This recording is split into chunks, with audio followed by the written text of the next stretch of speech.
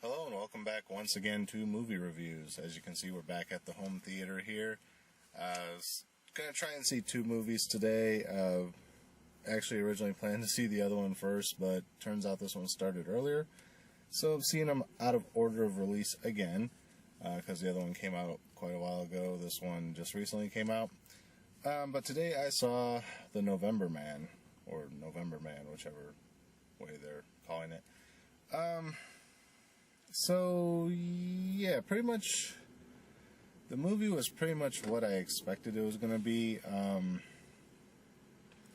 They kind of give away the majority of it in the trailer.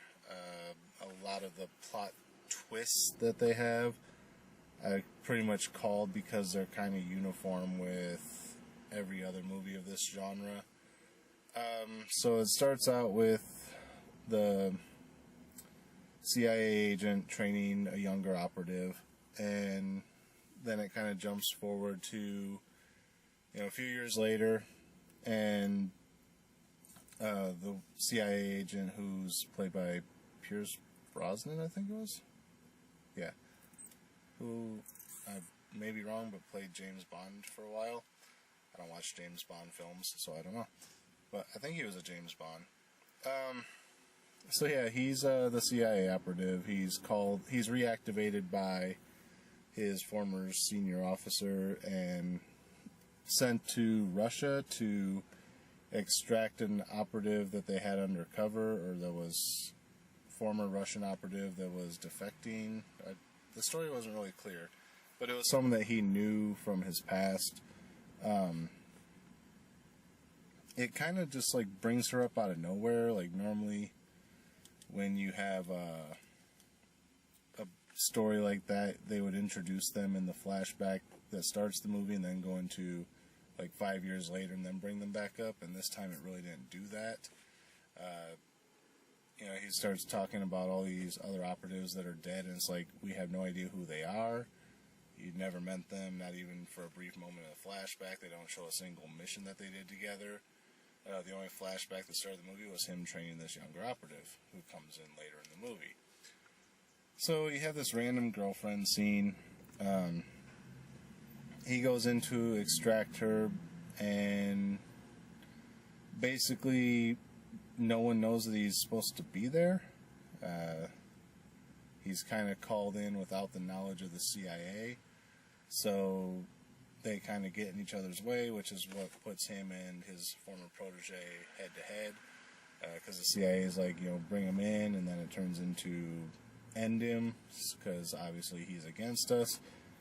So yeah, it's this big mess of story that, it's, I don't know, it's the story's so convoluted, it's hard to follow it at times. It's everything's just kind of jumping around at the beginning.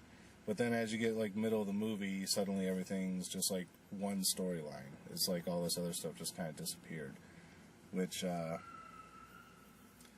kind of takes you out of it at first, but once you start following the main story, it's not that bad.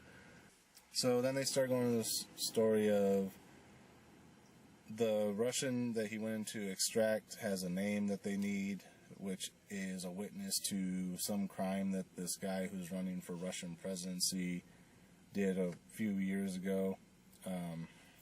So they're all trying to locate this witness now. And basically that's it. The CIA operative finds her first. Well, doesn't find her. He's searching for her. But he's heading into the right direction of finding her first, while the CIA is trying to find her ahead of him. There's a couple of twists that happen that were really predictable.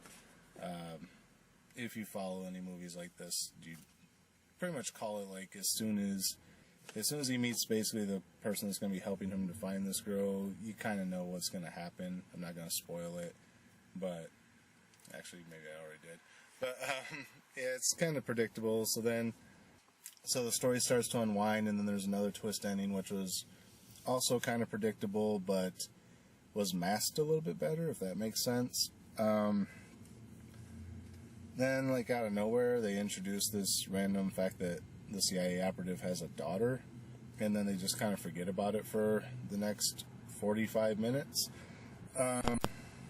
But it does come back into play later, and it kind of goes back into the original training session at the beginning of the movie, and actually it kind of ties back into a middle point later because, you know, kind of, again, you predict what's going to happen.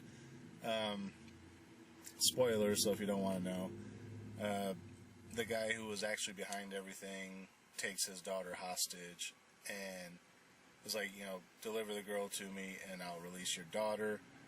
And the protege, who's kind of been against him this whole time, you know, he remembers back to basically what he told him about, you know, you can't be someone who cares about people and then someone who is this cold-blooded murderer. You can't balance them both. One eventually takes over from the other, and you have to decide which one you want to be. So this is basically him finally realizing what he was talking about and realizing, do you want to be the cold-blooded killer or do you want to be a human? So obviously the protege has a change of heart and still respects him enough to help him out. And yeah, that's pretty much the end of the movie. Everything works out, happy ending. It doesn't really tie up much with the protege as much as it does with the person of interest that they were searching for and the CIA operative and his daughter. Yeah, that's pretty much the end of it. As far as a star rating on this one, it's kind of a middle-of-the-road movie, but again, it was really predictable at times, but the action was enough to keep you interested throughout the movie. And again, you know, there was the flaws with the storylines, like having too many storylines at the beginning, but they did kind of merge and just follow one.